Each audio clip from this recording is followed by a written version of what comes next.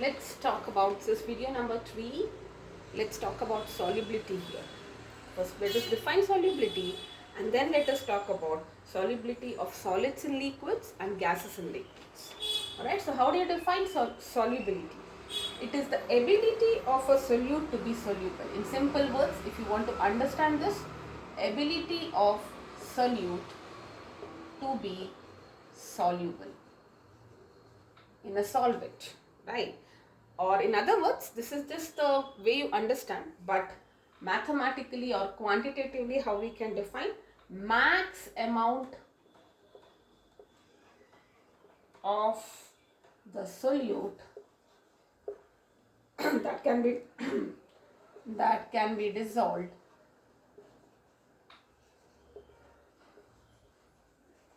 in a specified amount of solvent at a given temperature. This is very, very important. Okay.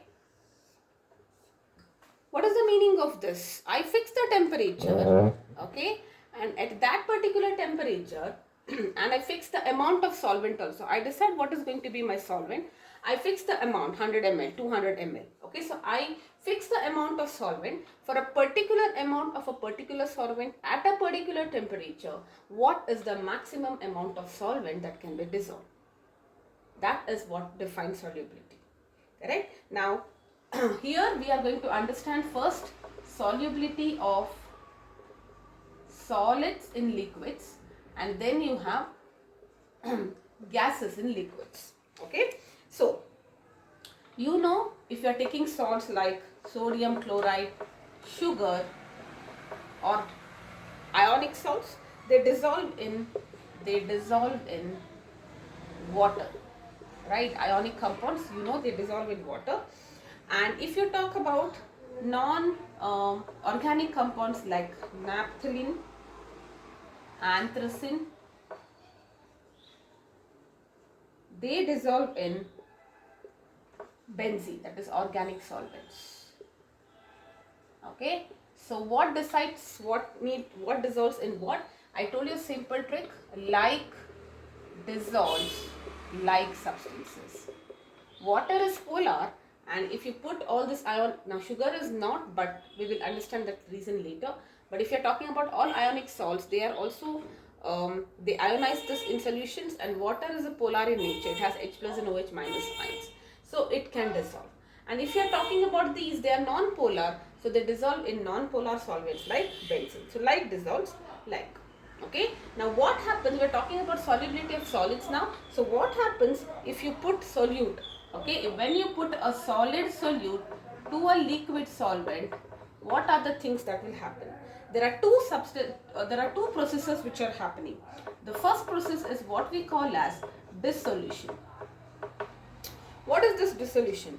The solute starts dissolving or dispersing. So dissolution is basically, it gets broken down. Alright, slowly it gets broken down, and slowly it starts dispersing into the solvent. Okay, in other words, when dissolution happens, we say that concentration of solute in the solution slowly starts to increase, because earlier it was just solvent, now you are adding solute. It is getting blended with the solvent, so the concentration of solute in the solution is now slowly increasing. And what is happening, visualize this, you have a solvent and then you are adding some solute to it. So they are trying to blend nicely into the solvent, and during the process of dissolution, molecules can collide, molecules of the solute, okay, molecules of the solute, they collide, and when there is a chance, right, because they are in motion, and when they collide, there are chances that some might lose energy. Okay, and whenever they lose energy, they get back converted into solid back.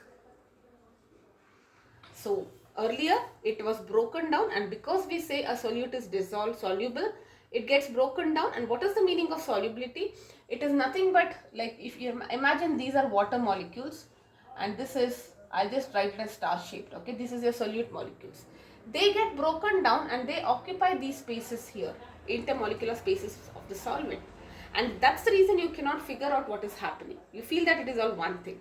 Okay, because they are now everything as one unit, basically homogeneous composition, correct? But when they collide, there are chances that, you know, the solute particles, when they collide, they lose energy and they get converted back into solid, and this process is what we call as crystallization, which is the second thing. Okay, so crystallization is basically when the solute particles they convert back into solid. So they were actually getting blended nicely, they were broken down, but sometimes, you know, when they start colliding more, there are chances that whatever was broken down, they might get converted into solid again, and this is crystallization. So this is a continuous process. The moment you add solute, there is dissolution which is happening. That means the solute is getting dispersed in the medium, and simultaneously there are some, not all the solute particles, or maybe they were all getting dispersed, but when they started colliding, some of them might get converted back into, crystallized back into a solid. And then there is a kind of equilibrium which establishes between the two. Equilibrium between these two processes, dissolution and crystallization. And when that happens, what is the state of equilibrium? Number of solute molecules which are getting dissolved, or, you know, which are undergoing dissolution, will be equal to number of solute molecules which are undergoing crystallization. Okay, and it looks like nothing is happening. This is also a kind of dynamic equilibrium, chemical equilibrium, wherein what is happening, you're adding something. We have studied this in chemical equilibrium also, that you're adding something. To you, at one stage, it looks like nothing is happening. Whatever you're adding is not getting reacted, or it is not dissolving at all. But the fact is, it is getting dissolved, and some of them which were dissolved might get converted back. So this is a continuous thing happening. So you feel nothing is happening, but this is a state of dynamic equilibrium. And at this stage, you cannot add any more solute, and that stage or that solution is what we call as a saturated solution. Okay, so this is the solubility of solids in liquids. So what is happening? Dissolution, crystallization, and there is a state of equilibrium which can happen, and when that equilibrium happens, whatever you're adding, it doesn't get dissolved. Actually, it is getting dissolved, but an equal number of molecules are getting crystallized also, and the solution during the stage of equilibrium is what we call as saturated solution. Right? Yes. Now let us understand the factors affecting the solubility of a solid in a liquid.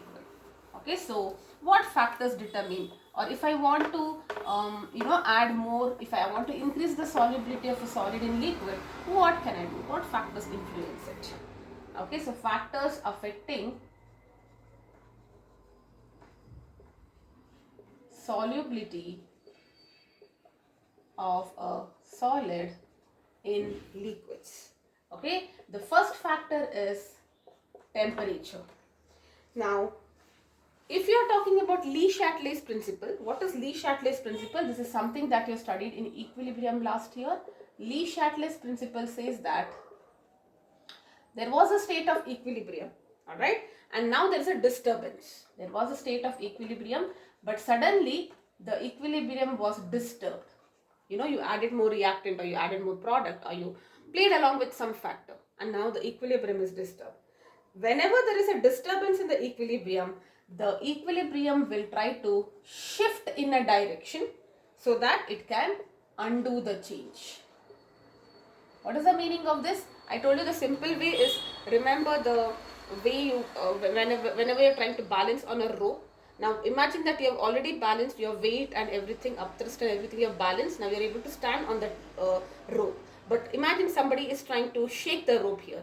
So your equilibrium is now disturbed. So you kind of redo it, right? Suppose the weight is more on this side, you try to go that side and you try to, balance yourself again. So you are trying to re-establish the equilibrium, and the direction will shift in a way such that whatever the cause of equilibrium was there, it can undo the change. So let us understand what is the meaning of this. So you're adding a solute to a solvent and then you're getting a solution, right? This is what is the process we are talking about. Generally, these kind of reactions are endothermic, generally, mostly. Okay, dissolution process is endothermic. And if it is endothermic, what if you increase the temperature? We had already studied it.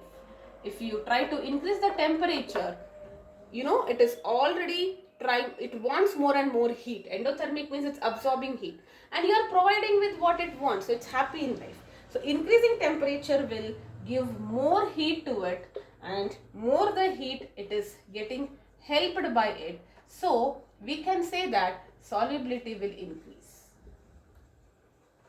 Okay, since it's an endothermic process, if you are heating it, it will increase. You must have observed that when you try to dissolve a sugar in a ice water, when you're making a lemonade or something, or when you're trying to dissolve sugar in your regular normal water at normal temperature, or when you're trying to dissolve water in like when you're doing gulab jamun and all, sugar syrup, where you're heating it. In the case of when you're heating water and then adding sugar to it, you don't even need to stir it. Okay, it is so rapid. Alright, so that's because these reactions are endothermic and providing heat will only help the reaction. Alright, now if you are saying a solution had achieved near saturated state, that means it was almost saturated and you felt that you could, if you add any more solute, it is not going to get dissolved. Correct? So if the dissolution process is endothermic, what will happen? You feel that it has achieved saturated state, but if you slightly heat it and then if you add sugar or whatever salt, the dissolution process continues. I mean, the equilibrium get shifted a little more, right? So let us write it in simple words. If you say delta H of solution is greater than 0 is endothermic. Correct? This is endothermic. If it is endothermic, if you increase temperature, solubility will increase. But in general, if at all it is less than 0, that means heat is given out, exothermic. Then if you increase the temperature, solubility will decrease. Okay? And the second factor is pressure. If you are talking about solubility of solids in liquids, there is no effect of pressure because solids and liquids both are incompressible. So we don't have to discuss the role of pressure in the case of solids in liquids. Alright, so this is about factors affecting solubility of a solid in liquid. Now, the next part is you have to understand the solubility of a gas in liquids and also the factors affecting the solubility of a gas in a liquid.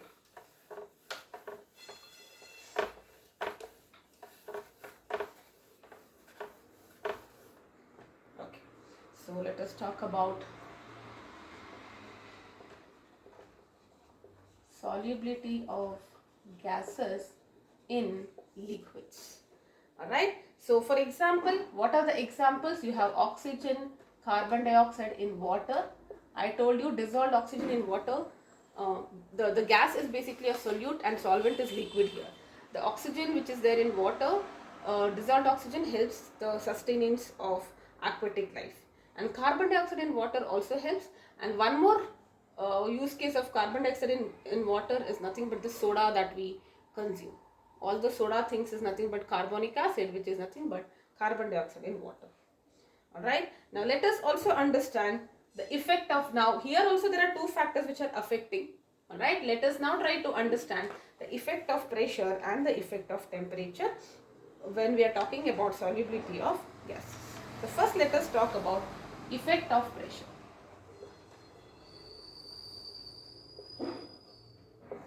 So gases are compressible. That's the reason there is definitely some kind of effect on the solubility with pressure. Alright. So now let us say we are taking gaseous solute. So these gaseous solute particles, the gaseous molecules of the solute, what happens to them? They collide with the liquid. See, you have a liquid solvent like water and you have gaseous solute like carbon dioxide or oxygen. So, and gases have a greater amount of kinetic energy in comparison with liquids and solids. So they continuously collide between themselves and also with the liquid, and then they enter the intermolecular spaces. I told you the same thing is happening in the case of solids also. So they enter the intermolecular spaces of the liquid molecules. Alright? And see, in the case of solids in liquids, like when you're adding sugar to water, we say there is dissolution. Here we say there is condensation.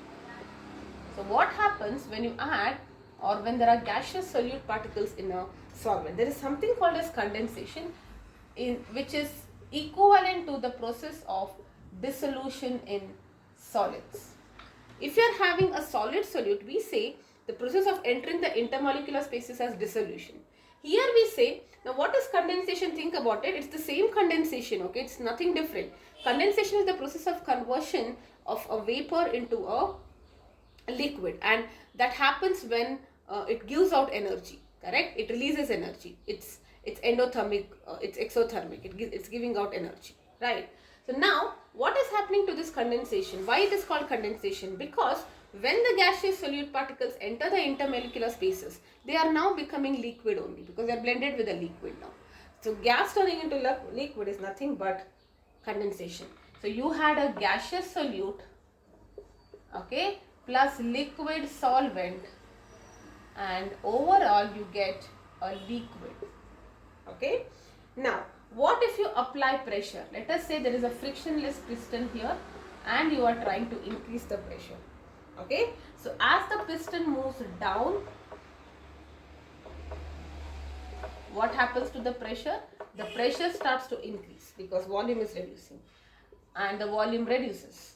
Okay, so you're pushing the piston down, pressure is increasing, and that creates more and more collision. Because the volume is less, there is less space now, and that results in more collision. More the collision, more is the pressure. Okay, now in other words, what does it tell you? It only tells you that concentration of gas will increase if you're talking about unit volume concentration. In a small space, the number of solute particles will increase because now you have reduced the spacing there. You have created less volume, correct?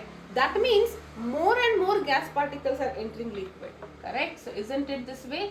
More gas particles are entering liquid, and therefore you say solubility will increase with the pressure.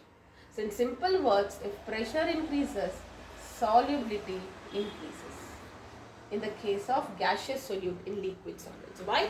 Because if you are creating pressure by reducing volume, the collision is more, and it's like, imagine there is a bus which is crowded with people. All right, it's already crowded. You feel there is no space, and you'll be like, no more people can come in. But if there is a kind of pressure exerted, let us say the bus conductor is coming and pushing a few more people, automatically the space is created because of the force there, correct? So the increased pressure results in the more and more amount of gaseous particles entering the liquid solvent, and because of which solubility will increase. So with the pressure, solubility increases. Very, very simple. And this is given as Henry's law, which is very, very important for 1 marker and also in your assertion reasoning and other objective questions. So what is this Henry's law telling you? At a constant temperature, the solubility of a gas is proportional to its pressure. So if you increase the pressure, you can increase the solubility. Alright. Now there was one more person, Dalton. He also told something about solubility. What he said, the same thing in a more scientific way. Okay, so he mentioned that solubility of a gas in a liquid is a function of partial pressure of the gas. Okay, that is what he said.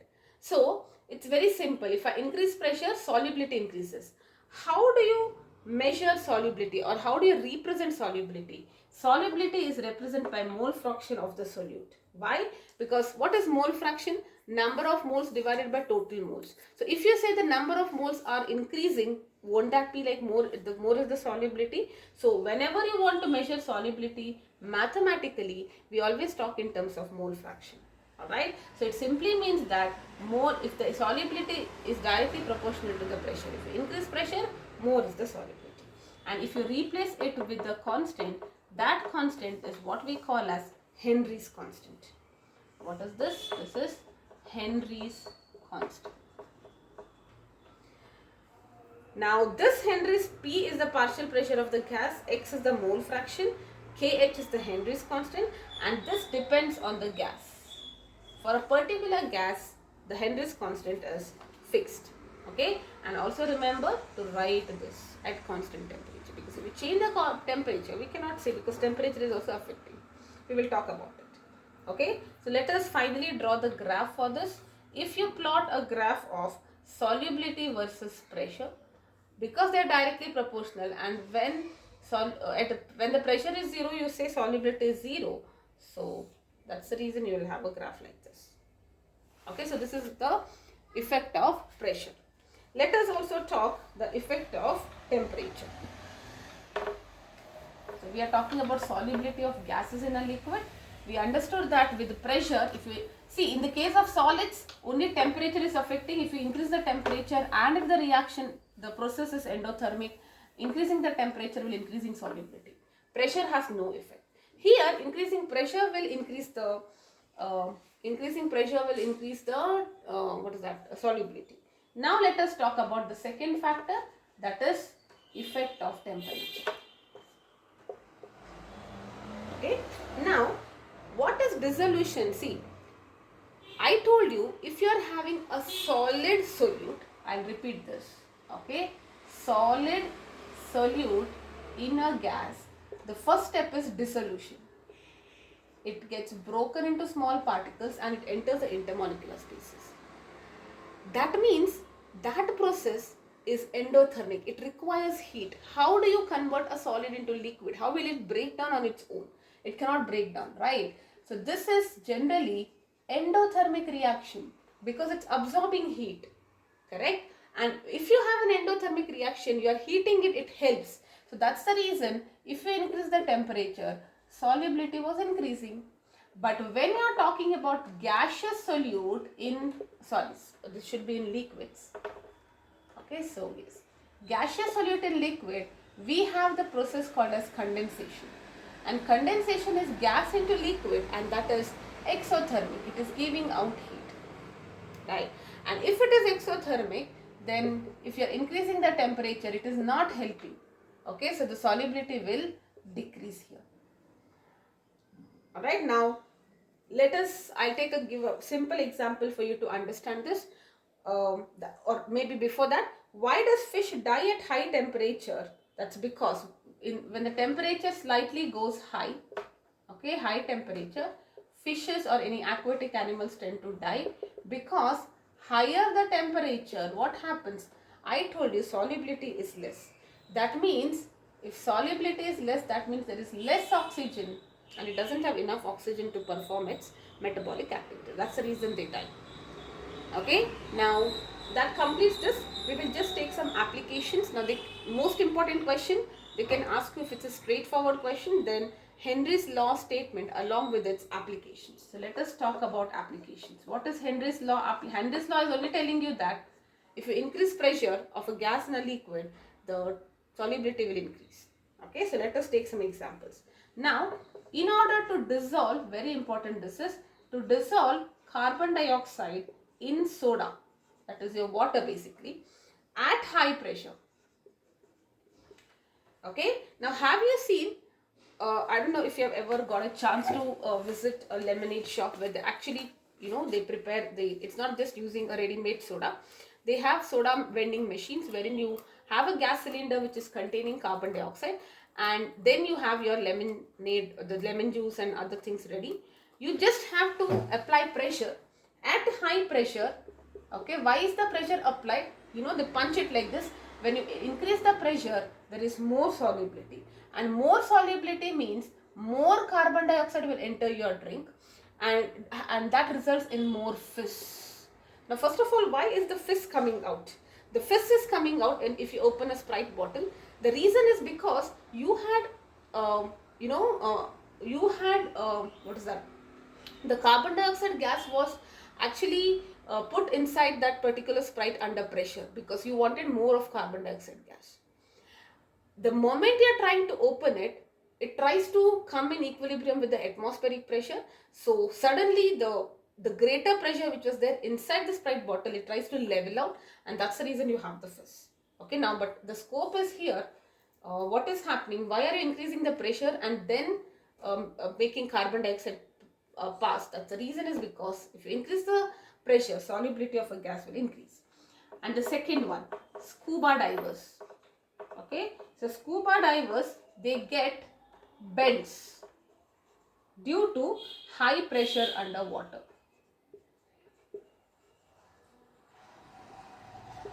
Okay, now what happens if you go under the water? The atmospheric pressure in general is very high there. If you go above the sea level, it's lesser.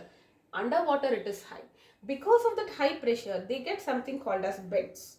Okay, some kind of the opening of your blood vessels, they kind of obstruct the flow of blood. Now, what you need to do here is you have to take an oxygen tank. So underwater, the pressure is high, solubility is also high. Now, why bend is happening? Because high pressure is there, and if it is high pressure, solubility is high. That means more oxygen is there in your body now. Correct? Now, once you come out, let us say you are coming out and you are into air now. Correct? Then what happens? You are coming out, so the pressure is reduced now because you are outside the water. Pressure is reduced. There is excess oxygen in your body. Correct? And that oxygen tries to come out because now the pressure is becoming lesser. The gases always move from a region of high to lower pressure. Correct? So when the oxygen tries to come out, that results in bubbles in blood vessels. So that kind of causes bubbles in blood vessels. Okay, and that is what we call as bends. Alright, so a scuba diver, when he comes out of the your sea or ocean, he will experience bends, which is nothing but bubbles in the blood vessels. The reason is because when you were in a high pressure area underwater, more oxygen was in your body, and now when you come out, pressure is less, so the excess carbon dioxide which is inside, it tries to come out in the form of bubbles, and that is what we call as bends. Okay, and the third one is when you see people, mountaineers and all that, when they go to a really high altitude, what happens? The pressure drops there, correct? And they suffer something called as anoxia. Okay, this is because of the low pressure and all that. They also kind of because of the pressure difference, their body will take some time to adjust. Okay, and in this case, what is the solution so that you do not get bent?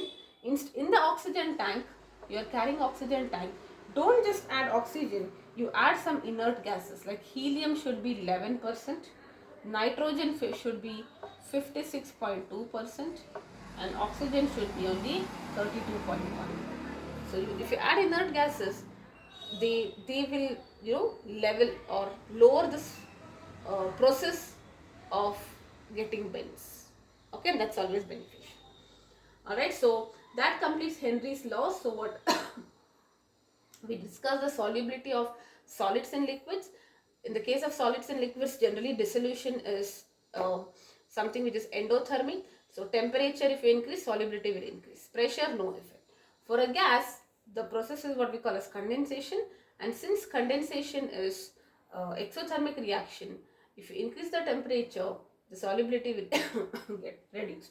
But with pressure, it gets the solubility increases because when you apply pressure, more gas particles enter into the intermolecular spaces. So in the next video, we will be discussing a few questions on Henry's laws, 1 or 2 questions, and then let us talk about vapor pressure, Raoult's law, and questions on Raoult's law.